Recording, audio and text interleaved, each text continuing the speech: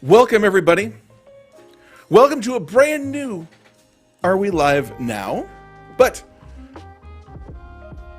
if you're familiar with the show, if this is your first time, welcome.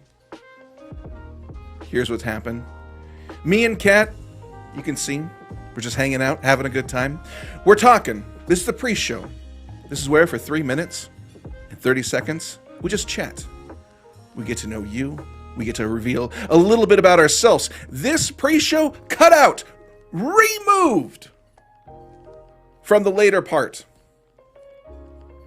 This is all an opportunity to just chat, just to hang out, have a good time. Listen, Kat, rude. How rude of me.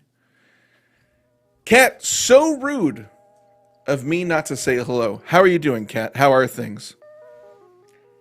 Oh, I'm doing really well. You know, just having a good time. It's Wednesday, and I really look forward to this show. Me too, Kat. I gotta be honest. This show, one of the highlights of my week. Always a good time. Can you believe it? Started on time. Kat, do you use DoorDash? Do you ever use DoorDash? Oh, sure, DoorDash. Yeah, that's where they deliver food for a fee. It's true. That's exactly what they do. They deliver food for a fee.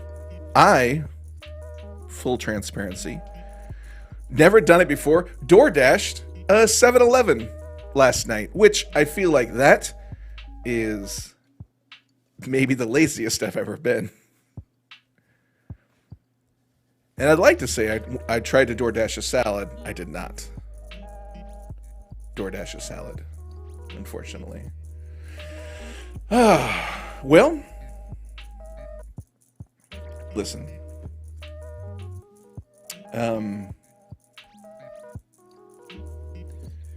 I should probably be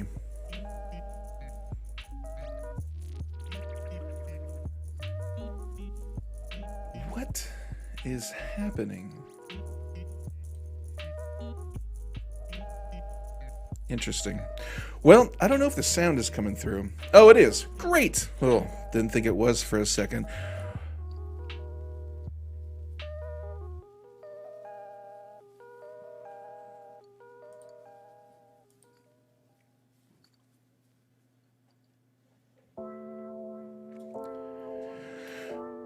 Well, it's 1 o'clock.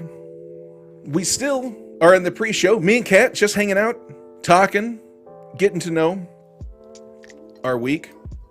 So the official show starts in 50 seconds. Can I ramble for another 50 seconds? Absolutely. Well, Kat, I'm sorry. I've been monopolizing everything. If you want to say something, you could absolutely say something. Oh, thanks. I'm so glad you gave me a chance to talk. I've been knitting a lot recently. I'm really working on a wonderful piece. That's great, Kat. I would love to hear more about that, but unfortunately, we're out of time. We only have 25 seconds left. So, maybe next time, maybe next week, you can tell us more about that piece you're knitting. I'm sorry you have to move on. But anyways, it's 1:03, guys. Thanks again for coming. This is Are We Live Now? The new live streamer experience. Well, let's get started.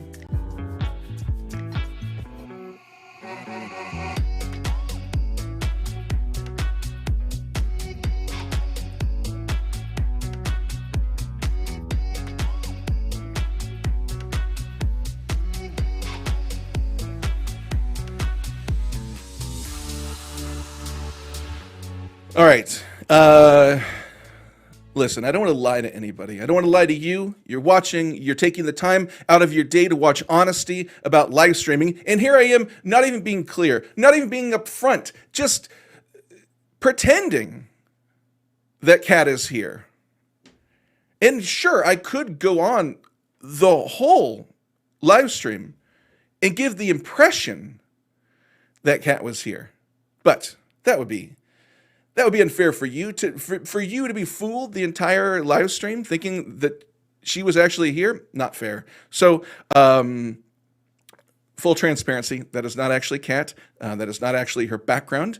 That is something that I edited in Photoshop and then Filmora. So just wanted to be honest and fair and transparent. So anyways, just so you know, it's just a slight change of plans today. Kat had something come up today, so she isn't able to be live here, but she will be here next week. And today, we have an awesome guest. I'm super excited to bring him on. You know what? I'm just going to bring him on. I'm going to bring the guy on. Usually I talk to Kit, but since that's not happening, since it's just me, ladies and gentlemen, please welcome to the stage. You know him. You love him. Give it up for John Venturini.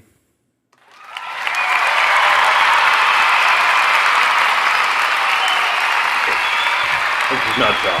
This is Rex. Oh, I figure if you had a stick figure, I could bring up Rex for a second. So there we go. You okay? You want to stay on camera? Here we go. That's great. You can bring him on. Do that. There we go. Bring him on if you like. What's going on, sir? Oh, nothing much. I have a very temperamental co-host that wants to go do every single show he can get his hands on. So there you go. I get it. Well, we have Sarah. She's out walking. She's not sure what kind of reception she gets while walking. So, but thanks for joining us, Sarah. Thanks for jumping on. How you doing, Sarah? So this is different. Usually me and Kat firing questions back and forth. So this is going to be a little different, a little kickback. Yeah. How you doing? How's your week been? I'm doing okay. I gotta tell you, this whole live streaming thing is very real. It's a very real thing. Whether it is the serious nature of the main show or this guy over here.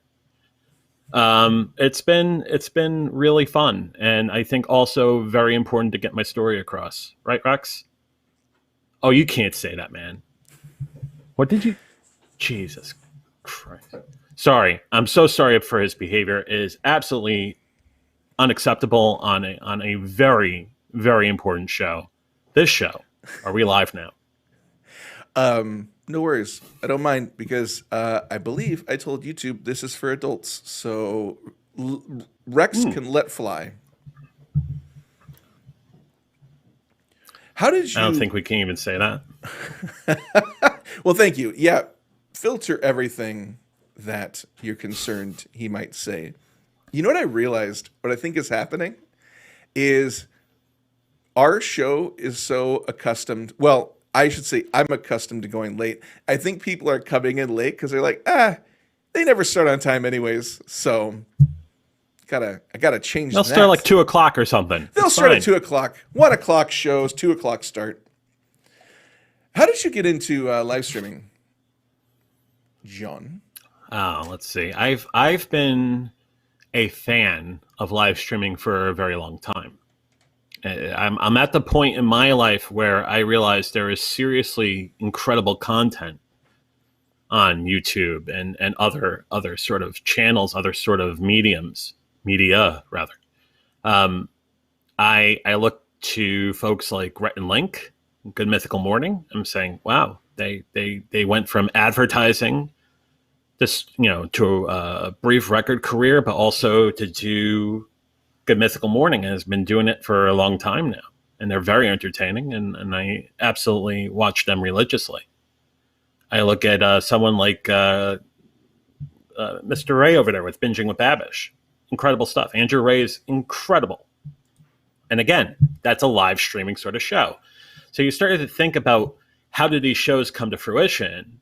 How does content gets out there? And it's just the creative mind, the advertising mind. So I think inspiration from them, but then also realizing that I do a job 9 to 5, which seems like 7 to 7 sometimes, 7 to 9, which is very highly analytical. It's a lot of model building, a lot of number crunching, machine learning, artificial intelligence, all of that. I don't have a forum. I don't have a place where I could be my true self. especially when I've made a very concerted decision to change the things that were holding me back.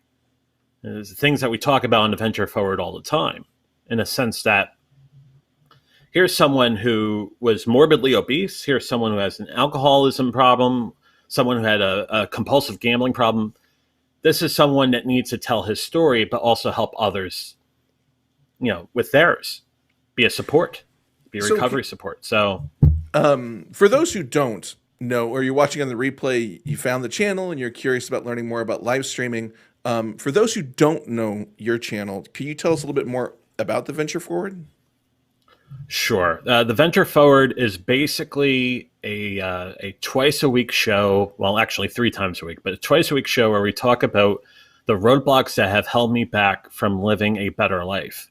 And it is not just one simple thing. It starts with the overeating and obesity, obviously, but there was an alcoholism problem. There was a gambling problem. There is a codependency, co-addiction problem, which we talked about last week.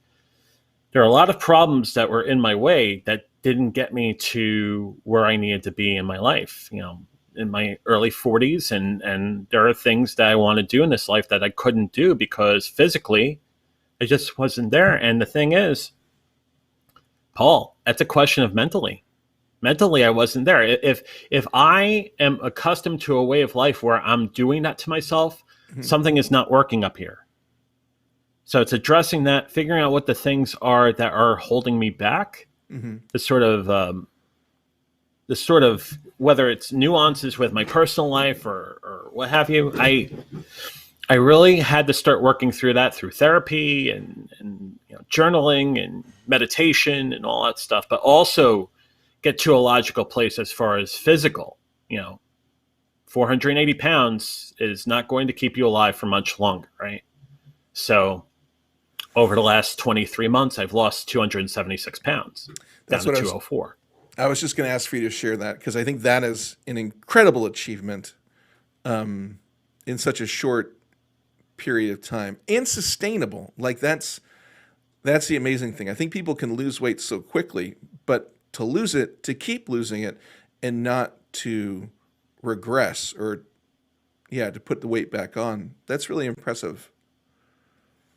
And that's the thing, Paul. I mean, there's 2 times in my life previously where I've lost that sort of weight only to gain it back because my mind wasn't in a good place. So I think now where I am with the realizations I've made, I'm much better in a better place. I'm definitely thinking about this in a more rational sort of perspective, I would guess. So it's one thing to appreciate live streaming. It's one thing to go through everything you've been going through. It's a third, and I would say to be vulnerable enough to say, this is me. I'm going to create the Venture Forward, and hopefully, it'll help people. I mean, I don't think there's any hopefully about it. It definitely helps people. Every time I pop on, it's so full of people who are affected by your story and your journey. How did you get to the place where you're like, I gotta be live to share this? Like, it's a lot easier to do tech reviews because, right. Talking about Adobe Premiere isn't a vulnerable thing, but to be you, to open up and say, this is my journey. How did you get to that spot? I've always had a fascination with performing. I went in high school. I was in drama class. I was part of the tech groups to get things up and running. I did a couple of plays in high school. I mean, I've always had that performance side of me. But after college, I went to a highly technical career where, I was basically the guy that knows SAS, the guy who knows how to program in different languages, the guy who knows how to build a logistic regression model and neural network, that sort of thing. And I think somewhere along the way, I lost my true sense of self. So from a presentation perspective, that's one end. The second perspective is the fact that I have a story to tell. I have a story to tell over a very long period of time where I'm just at a very unhealthy place. Honestly, Paul, I really think it started like 2.5, 3 years ago before I went down this road. Oh, before you even And I started. was having dinner. Interesting. Sure. Okay. Oh, I was going Yeah, to say, I so think it the started. thing is, Sorry, real quick. So it started before you even started tackling being successful for the last 20 plus months. It started before that. You're like, I need to get my story out. yeah, because Paul, I've lost the weight twice before, right? The weight first came off in '01 and '02. And I went from like 425 to 185 very quickly. Again, same MO, very quickly. And the thing is, I was so susceptible to other things around me that it didn't stay off. I was letting other emotions, other things drive that weight back on. So through the 2000s, the weight started coming back up. We get to 2010, I'm at 440. So I went from 425, 185. By 2010, I'm at 440 again. And I realized then I had to lose the weight. You throw in the sort of nuance that in addition to the weight problem, I have demyelination. Now, in a nutshell, demyelination is basically the sort of sheath around the nerve endings in your brain withering away, usually from a multiple sclerosis sort of condition. It was a one-time thing, one event, no other signs of it. And I certainly didn't want to get that sort of death nail on my medical record. So I lost the weight. I went from 440 down to 245. And that weight stayed off for a little while, question mark, because that weight came back. To the point that when we get to 2019, January of 2019, I'm back to 480. And now I'm traveling for my job. I'm in pre-sales, right? So I'm doing a lot of customer prospect visits, this, that, and the other thing. And I could barely walk 5 or 10 feet without needing to sit down. And on the coldest of winter's days, I'm sweating. And it's like, either this changes, either this gets fixed, or I'm a dead man. Mm-hmm. And I think that was the beginning of me realizing, okay, now this has to happen. In the 2 months prior to that, as I was starting to craft a plan and I really got sick and tired of where I was, I also realized that the only way this becomes fundamental for me, and the only way I can help people, is to start journaling, to start telling the story, and start tracking how this comes along. So if by the rare chance I decide to go back the other way, I have everything written down. I have all the testimony I've had, all the stories, both physical, mental, what have you, that I know for a fact now it won't happen again. I know the pain I've gone through. I know the embarrassment I've gone through. I know the hurt I've gone through. Did you think of it No kind reason. of, do you think of it as kind of like a journal? Like Yes.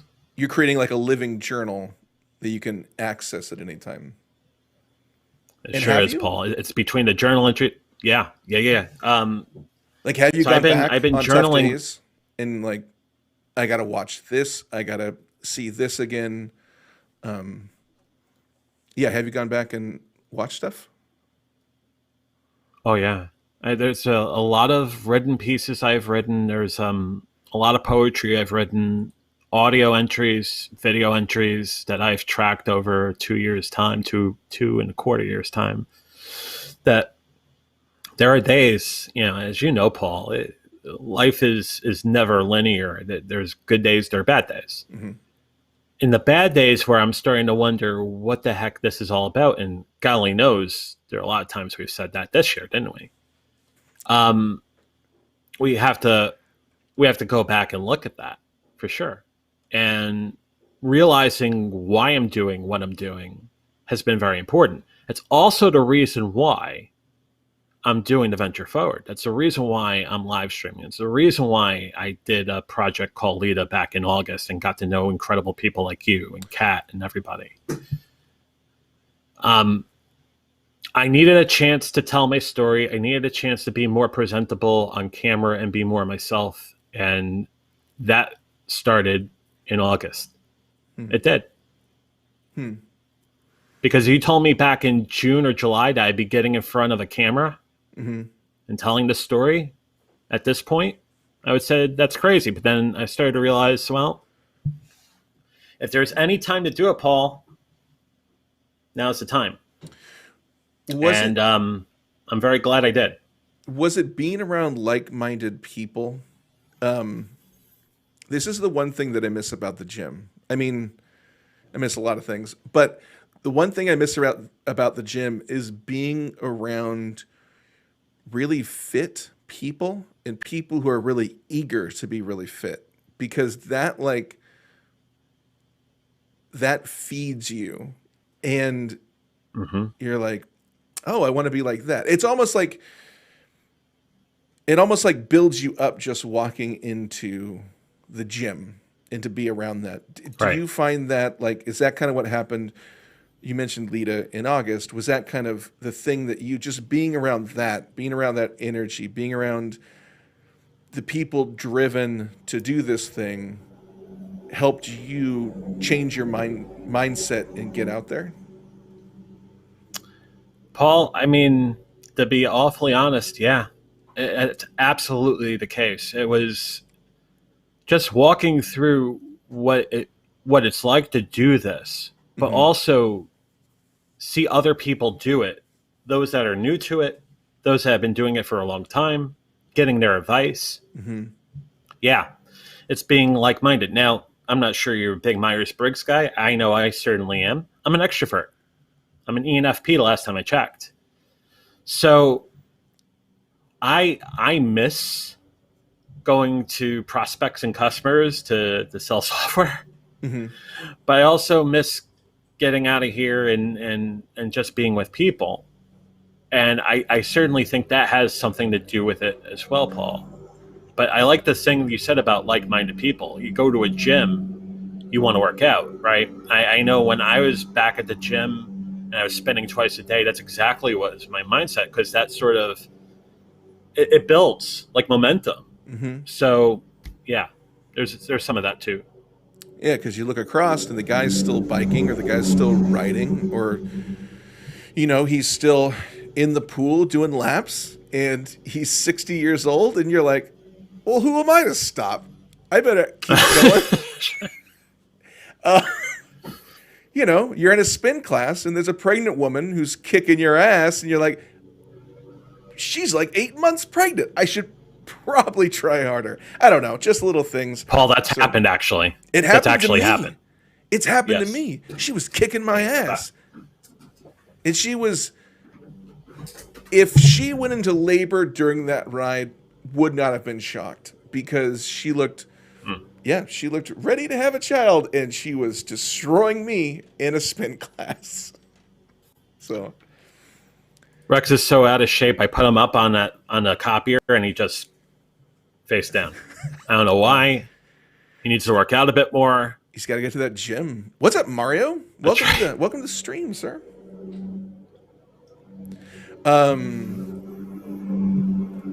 Is somebody cleaning the streets? Yeah, at the most perfect time too. It's great. Hey, look at that. You're going to go outside and have clean streets. What a wonderful thing. Or at least a lawn that's been mowed. Oh, Not mine, nice. neighbors. Well, Not mine.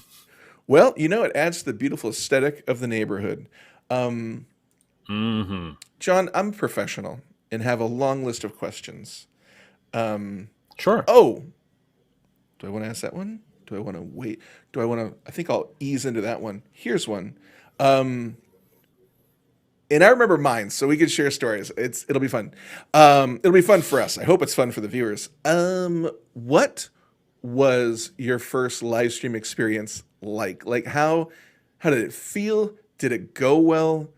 I'm really curious. Or can you even remember? Because you've been doing a lot of lives between then and now. So Yeah, I think I guess I could throw in the Lita experience as well. it felt natural, but I think the first venture forward, I'll say, um, I had the thought that maybe the best way to do this is do the one thing that I'm really good at, Mm. and that's interviewing. And that first episode that was in mid October, I had someone I met through the recovery groups, recovering addict of all places. Nice guy, incredible guy, fantastic. Become a really dear friend of mine. And he told a story. And as far as the questions, I basically used just your run of the mill AANA template to go through some of those questions for him to tell a story. But the one thing I told him, which is the one thing I tell anyone who does my show, is it doesn't matter what this sheet of paper says or the questions, tell your story. And the only person that knows that story is you. So you have this opportunity, 30, 60, 90 minutes, tell your story. And I'll help you. Anything you want me to do to help you tell that story, let me know. But this is your chance to tell your story. And you talk about people that are in recovery, whether it is alcoholism or overeating or gambling. They know the service arm of the triangle. They want to tell that story. They feel that it helps them with their 12 steps. Mm-hmm. So you're providing them a service, and they're providing everybody that listens, everybody that watches a service. So the first experience was having that interview with Merck, and it was incredible. A lot of great comments, a lot of great questions. Merck, I think Merck did an hour and a half. It's not bad for the first venture forward, right? I mean, it's like there was something organic about this. Mm-hmm. But it also made me feel like, okay, if I can do an hour and a half trying to get someone to tell their story, then there really is a need to do this. I think that validated for me in that very first episode. And now, like, it's twice a week, and we have the Friday conversations, and I'm so glad I'm doing this, Paul. So glad. I mean, just without question, I'm so glad I'm doing this. Was Merck, and sorry if you said this and I missed it, was he nervous before going live? Oh, brutally nervous. Okay. It's like, am I doing the right thing? Am I doing the right thing? I just, Merck, progress, not perfection. Don't worry about the camera. Don't worry about, you sound great. We did a test, but just be yourself. Tell your story. I love, so in improv, so many of the games revolve around the fact that when you are speaking, you're the expert on whatever topic you're speaking about. You might not know the topic per se, and you have to guess the topic you're speaking about, but you are still perceived as the expert, which frees you up because as the expert, whatever you say is right. Whatever you say is the most accurate thing that could be said.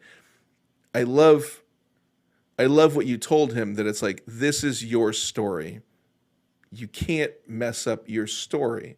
You're sharing that. That's what people are here to hear. So I think that takes so much stress off of people because they get to realize, yeah, I'm the only person who knows this. I'm the only person who knows it perfectly, and everything I say is accurate. And that takes a lot of pressure away because you're right. It's progress, not perfection. And also the story that is what people are there to hear. And you're the only person who knows it. So Right. that frees up a lot of stress. It certainly does, and it's amazing how we will get in the way of how we think and get in the way of just doing something as simple as telling our story because we have all these perceptions that, oh, it has to be perfect, and I have to make sure the ring light's correct. I have to make sure I'm using the right camera equipment. Mm-hmm. You don't have to do that. It's all up here. You tell your story. Yeah, people, they're just, this is just the way you're bringing the story to the people. But the story is yours and from you. It's not from the camera. You know what I mean? It's not the tech. It's not the ring light that's bringing the story. You're bringing the story. So nobody cares. I mean, one of them makes it look more aesthetically pleasing. But I've heard plenty of stories that aren't aesthetically pleasing. So I don't know. Speaking of not aesthetically pleasing, what is an awkward moment that's happened on your stream? Is there anything where you're like, "Ooh, uh-oh, that didn't go well"? Oh, you're talking about the VF talks from 2 weeks ago? Yeah, that'd be one of them. Oh, did that go badly? Oh, there's a reason why that's the reason why it's unlisted and private. Interesting. But the So, thing is, Paul, I'm taking the last 20 minutes of that and I'm making that the Venture Forward episode for tomorrow because it's a follow up on the gambling story. So there was interesting. something really good that came out of that VF talks. What? So I think this is a great jumping off point because I think one of the beautiful things about talking about awkward moments in Are We Live Now is that it's all so it's so much about perception because I was there 2 weeks ago. Hell, I was on there. I thought it was fine. I thought it was great. You're So, awesome. well, oh, well, that's very nice of you. Not fishing for a compliment, but it's very nice of you. Um, Well, you got one anyway. well, So you know what? I'll reel take it it. in. I won't. I won't return it. I'm gonna- uh, what did you find that was awkward or bad about it? Because I think that's really interesting. Because in my eyes, I was like, "Oh, this is great. This is totally fine." In your eyes, you're like, "Oh boy, not good." Hold on one second, Paul. I'm having technical difficulties myself. Oh, no worries at all. And Sarah says, "It's interesting. You say it's interesting that it's interesting you say the weight came off, not I worked to lose weight." Huh. Sarah, you're really smart. That's interesting. That is a great observation. That is a great observation. The weight came off, not I worked to lose the weight.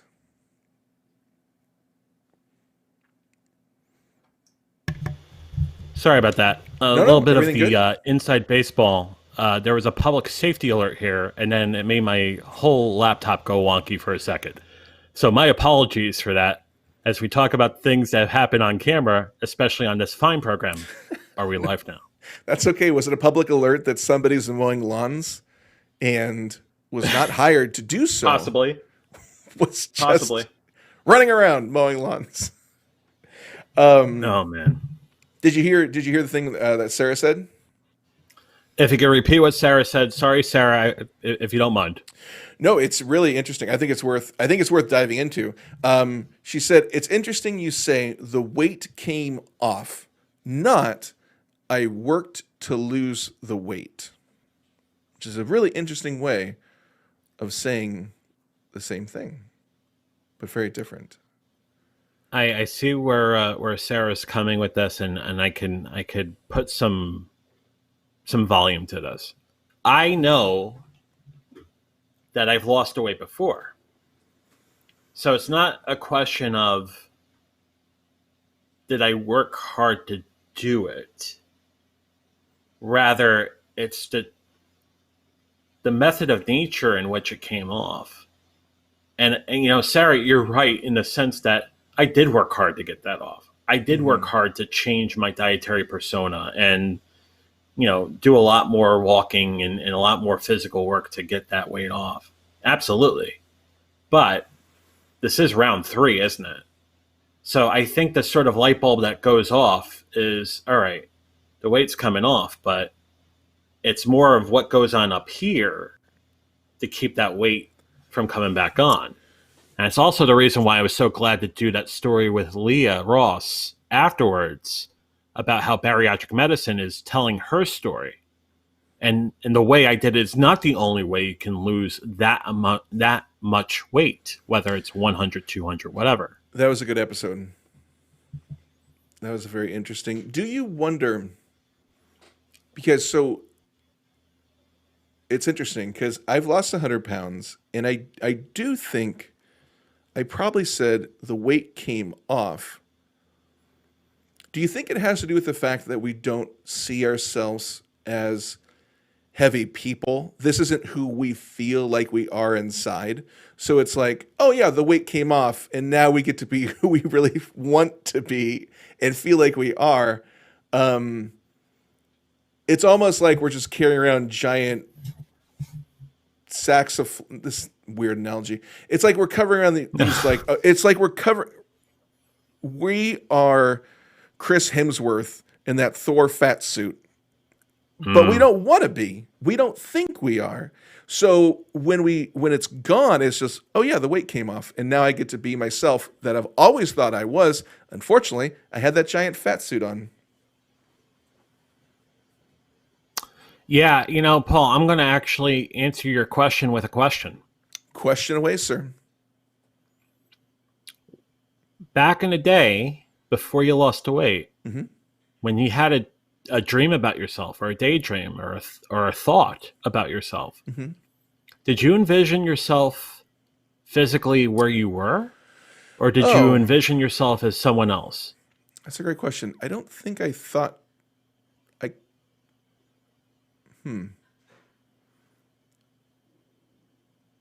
Well, I can say I don't remember having dreams where I would stop to breathe hard because I was tired. So I think I probably imagined myself a fit person. You know what I mean? So, Right. Because in your dreams, you can do all the things. You're not thinking, well, I got to temper that with my body shape currently. So I will say then, because of the way you answered that, that's the same way I answer that question. I never had visions or thoughts of me being 480 pounds. When I thought of myself, either I was figureless, meaning I was just the vision of me, my thoughts were there, or if I was there, I was thinking of myself back when the weight was gone back in 2002 and 2011, respectively. So the weight comes off is basically that mindset, in the sense that the weight does come off, and it's not necessarily a question of we physically did something to get that weight off, because it was just part of living, moving towards something, and it's not necessarily the work therein. And Sarah's also wondering, it's interesting, you obviously have the perseverance and determination to lose the weight, so you can. Do you think you'll stay there this time because of the way you're doing it this time? 2 points on that. Great question. One, yes, I think my mind's in a place now where I know mentally and I know emotionally I'm not being stricken by the things that held me back previously. Boom. I know that yes. I look at my relationships, whether it is my friendships or my professional friendships or professional relationships, also familial relationships. I look at them completely different now by making sure that they're in the right sort of compartment, and I'm knowing that they're not usurping their ground. Then the walls that are there for boundaries are as tall as they need to be. That's point one. Point two is that if there is ever a time that weight starts coming back on, I know someone who's an artist in Philadelphia will come over here and kick my you-know-what. So, yeah, I'm good. I'm good. And you know who you are. You just asked a question. Love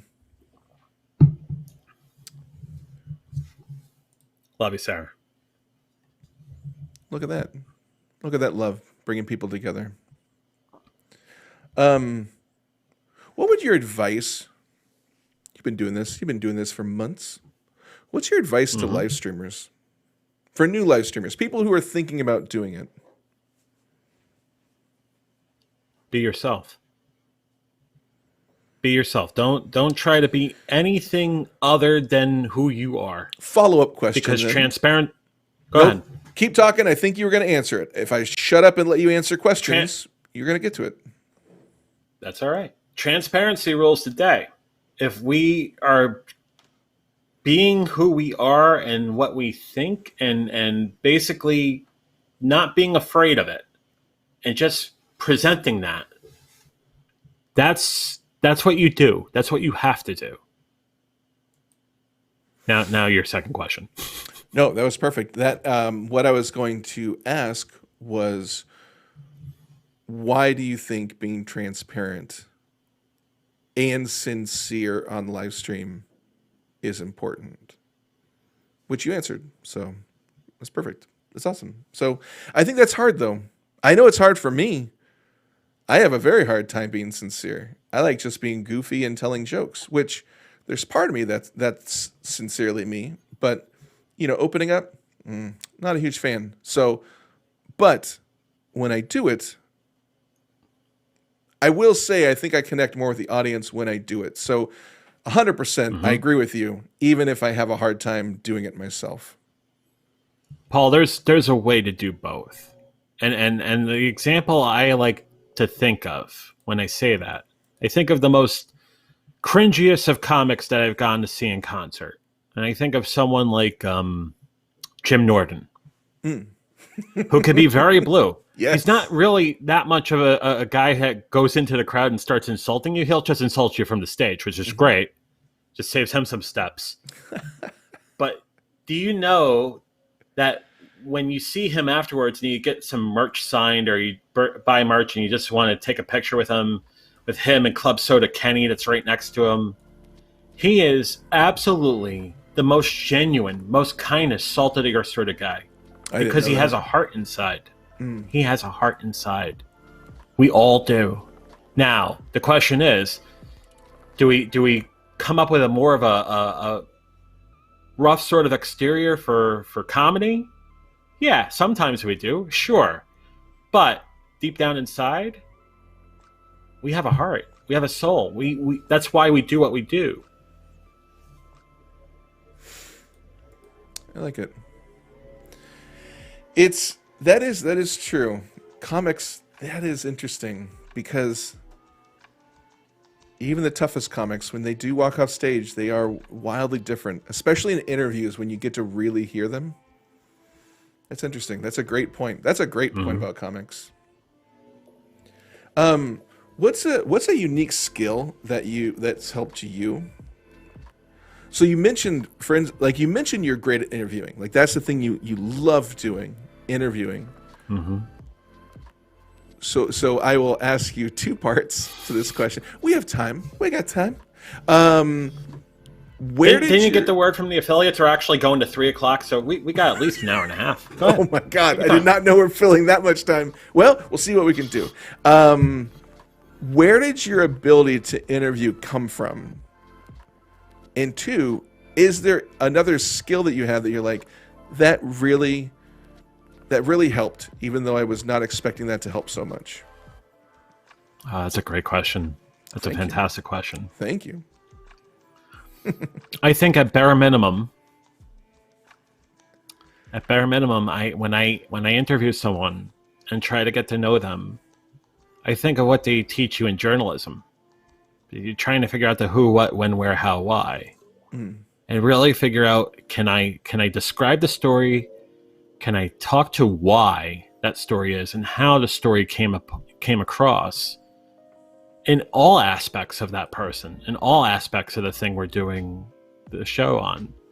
But I think the second piece of that is just a natural curiosity and trying to be, I wouldn't say necessarily empathic about it, but basically taking the perspective of, now I wonder what that would have been like if it was me that was going through that. If I was the one with a narcotics addiction, if I was one that had other addictions that we've talked about, cocaine and whatnot. I mean, there are a lot of people that are in my groups that have seen it all. And they are very inspiring people because they're doing everything they can not to be there anymore. And I've learned so much from them, as much as I hope they've learned a lot from me. So to go back to your question, as I went to San Francisco by way of Tacoma. You lucky guy. The way, yeah, I think the thing is this: trying to be able to tell the story when interviewing someone, making sure that they're able to tell the story, but then also being relatable and understanding of what they're going through, so you can ask additional questions and try to learn more about it, because deep down inside you care about it. You know your audience is going to care about it. They're watching the show, but you certainly care about it. I'm going to be 100% transparent that when you said going to San Francisco by way of Tacoma, I thought you were going to tell a story about going to San Francisco by way of Tacoma. I did not know that is a phrase used, but now I do. Now I do. Well, I'm just saying, I'm taking it's like the Supertramp song is, I'm taking the long way home, right? Oh, That's what I was doing. I pieced it together and just wanted to share with people. If other people out there watching this, if you're watching this on the replay, for instance, and like, I've never heard that phrase, San Francisco by way of Tacoma, because maybe there is a transfer. Maybe you're flying Southwest. And God knows you're trying to get to Phoenix, but they're like, we're routing you through Boise. And it's like, that makes no sense. Why would you do that? But I fly Southwest so much that your story, I'm going to San Francisco by way of Tacoma, I was like, oh, he's flying Southwest, and he's going to tell us a story about flying Southwest. Well, I got a Southwest story if you want me to fill that in real quick. Sure. It is relevant. Oh, sure. Drop a Southwest tale. Oh, I am more than happy to pay Gary Kelly a salute and tell a Southwest story. It was my airline when I started the job back in 2014, because in 2014 I was 400 pounds, right? Low 400s. Okay. And fun fact about Southwest, you don't have to pay for the extra seat. You go up to the counter and they say, oh, well, obviously you're a customer of size. Here's a ticket. So the reason why I am an A-lister, as they call us in the know, is because I... What a humble brag. Humble brag, everybody. He's an A-lister. Yeah. We got a big fish. Oh, yeah. Sure. That means I get the board first. It doesn't mean there is a first-class seat there. There is no first class on Southwest. Oh, doesn't A-list mean... I thought A-list meant you get to bring somebody with you any place you fly for free. Companion pass. Companion you have to pass. Get like 110,000 points to get that. Got it. Or not Got it. 110,000 points. Yeah. You're a big fish, but not the biggest fish. That's a companion pass person. That's somebody who's flying Southwest all the time. Right. So. But that's the reason why I fly Southwest, is because I was a customer of size. Gotcha. So naturally, that's the airline you would fly when you're a customer of size. Doesn't it feel good when you lose weight to know the options in your world have opened up? Like walking into stores and being like, oh, I can wear anything I see here. Isn't that great? That's one of the best feelings. On a multitude of levels, Paul. I mean, yes, going clothes shopping and whatnot, which is something I will probably do, probably not on Friday because it's going to be madness over there. But, clothes shopping, absolutely. I think something as simplistic as going to a diner and sitting in the booth. Got it. Yeah. Because I used to be so big that I couldn't fit in a booth. So that was one thing. I would say being able to buckle my seatbelt in my car without an extender. Yeah, that was a thing. I don't know. Being able to go to an amusement park when we get to some level of normalcy again, that'd be fantastic, because it's been a long time since I've done that. And we were joking about this during Lita. We were talking about, hey, who's going skydiving or bungee jumping with JV?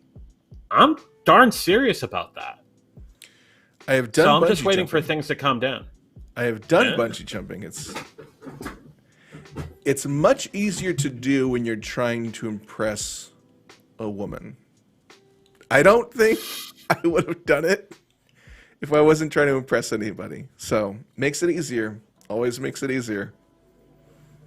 So you're saying, Paul, if I was trying to basically impress one of our fine Lita participants, that'd be the direction I need. Good to know. I will make a note of that.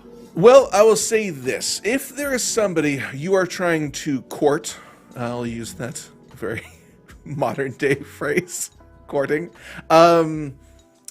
it is much easier to do something that the normal you thinks that is reckless and stupid. That is not going to serve me. Why would jumping out of something and then bouncing up and then plummeting and bouncing up and plummeting, why would that bring me joy? Oh, will it impress her? Am I in my young 20s? Yes. Let's do it. So that's all I'm saying. Maybe someone that you've done impressions of, but that impression is of a Southern belle who doesn't sound Southern at all, but yet the impression is that of a Southern belle. Light bulb didn't go off. We'll move on. Okay. I do. Yeah. Well, I will say this, JV. My accents. One might say they need some work. Everybody. By one, I mean everybody. They're growing. JV. It was a smart man who once told me, progress, not perfection. Huh? Couple more questions. We're Sure. coming up. Thank you for putting up with all this. I know I've gone completely off script on a lot of these things. I'm sorry about the public safety alert. I mean, that was like, what the hell? I didn't know Jeez. what happened. You looked so serious. I was like, I'm just going to keep talking and things will go back to normal, hopefully. And it did. It did. Oh, how we were talking a little bit off stream about this. I think it's worth talking about it on the show. Sure. How was your last stream? Like pros, cons? It was a stream. Yeah. Yeah, it was there. I mean, I think the funny thing is, Paul, the title of the stream yesterday was Thankful for the Venture Forward, in the sense that it was basically a highlight of the first 12 episodes talking about that sort of thing. But also, and again, I'm going to march very close to this line, but I'm not going to cross it because, I think given the interesting dynamics of what life is these days, it is very easy not to come up with a list of things to be thankful for. It's very easy to drown in the news, to drown in this and say, oh my God, this is getting crazy and I can't believe this is happening. But when you've done such incredible things yourself, and you're working towards getting yourself to a better place mentally and physically and emotionally, you can't lose sight of the things you've accomplished. That's why the big board's so important, right? If there's a day where I'm beating myself up and saying, oh my God, what the heck is this about? All I need to do is take a look over there and see how many days I've been sober, how many days I've been tracking my food, how many days I haven't been gambling, how much weight I have lost. And then that puts everything in its proper perspective.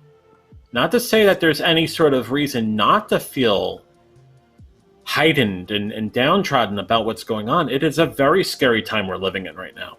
I'm not going to not making any sort of proviso against that. The fact that, should I go up to see my mom and aunts for Thanksgiving tomorrow? Does that make sense? When that starts becoming part of the conversation, yeah, absolutely. But we cannot lose sight of the things we've accomplished. That includes you, Paul, in the sense of what you've done this year, and everybody else who's in this group that we've known from the various circles we know. We've accomplished an incredible amount, and there are things that have allowed us to put focus on those things because of this very interesting time we're living in. So, yes, is it a hard time right now? You're darn straight it is. But it's also a time where we can do some really incredible things that we have never done before. And that's what's happening now. And one of those incredible things we can do is post people's comments that I can respond and explain myself. So, CK, just want to, CK, I want to take a moment to clear up my intelligence level. So you are saying that you hit the ground, bounced back from skydiving. You know it's not supposed to work like that.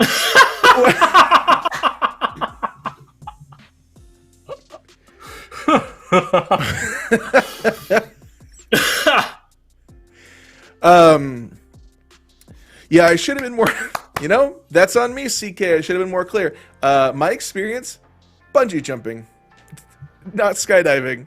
I don't think I'd ever skydive. That seems terrifying. But if I bounced off of skydiving, oh my gosh. The confidence. You need to write a book about that then. I would write a book. I don't think anybody should experiment with that, but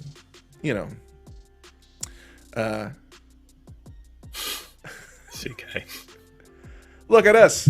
Look at us, a couple of the sweetest men live streaming. Just a couple of gents who are sweet. Thanks, Sarah. Said by a very sweet woman that I have the utmost respect for. So you can trust that statement because it's from a sweet person. Thanks, Sarah. John, anything before? Where can they find? You know what? Let's start here. Where can people find you if they want to catch up with the Venture Forward? Where do they find that?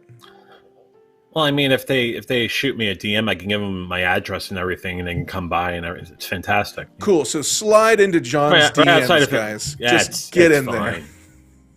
No, I'm on Facebook. Cool. The Venture Forward is up on Facebook. It's also up on YouTube. I don't have the subscriber base yet to have a vanity URL for that, but it is what it is. And yeah. Yep. No, you're making a jump. You're going to a new platform. I'm excited. Yeah, Twitch starting on Tuesday.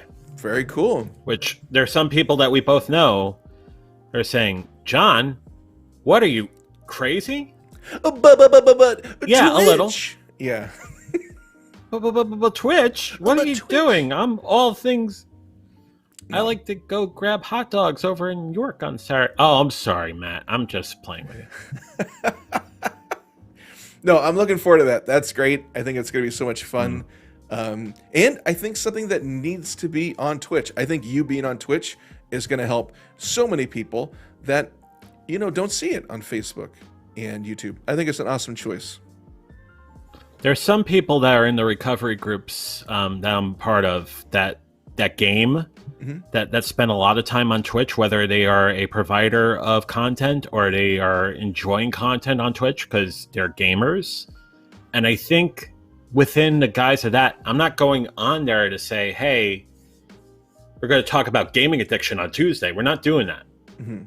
What we're doing is we're basically providing a chance for people to be real about the things that have been holding them back and providing them a chance to see other people that have tried to make that venture forward and also have fun conversations about anything in life on Fridays. That's the goal. So here's the thing. I think it's a bigger opportunity than you even are aware of, because I spend a lot of time on Twitch, and one thing that I see consistently throughout chat rooms is people saying or alluding to the fact that they're depressed and listless and they're not really sure what to do. And I think your channel, if they just come across it and jump in and find support, I think it's really cool.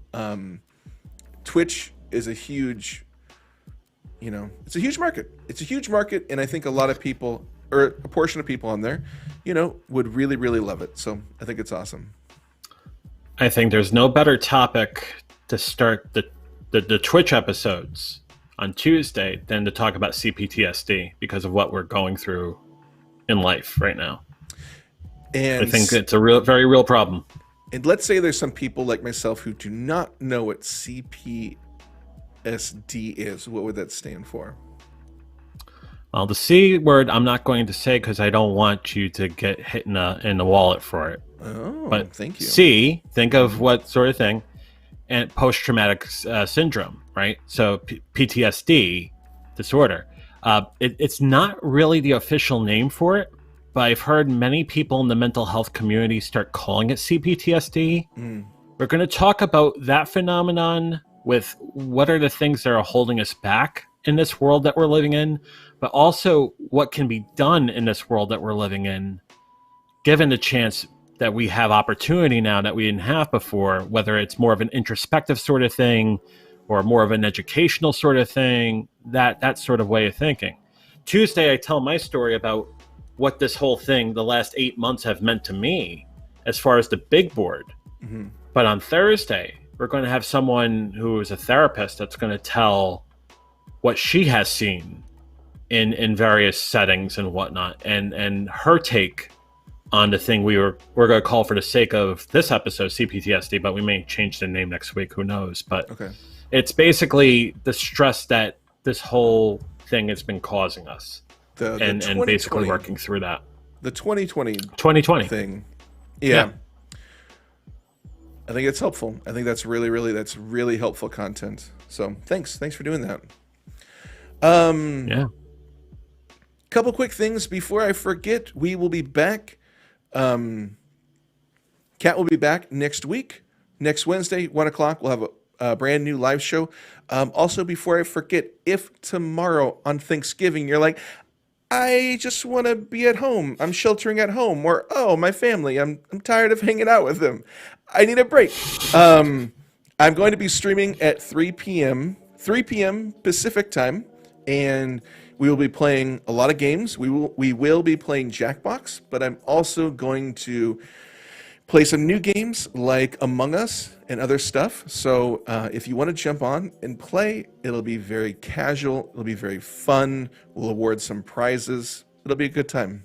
So that's tomorrow. And next week, Kat will be back for a brand new Are We Live Now? So, yeah, this was great. John, thank you so much. Thank you so much for jumping on and hanging Paul, out. thank you. Appreciate it. Yeah. Well, guys, that's the end of the show. Hope you have an amazing Thanksgiving. Well, have an amazing Wednesday, and then have an amazing Thanksgiving, and then the rest of the week. All of it. All of it great. Hope it's all great. So, cool. Later, John. Stay safe. Thank you, guys. Happy Thanksgiving. Happy Thanksgiving.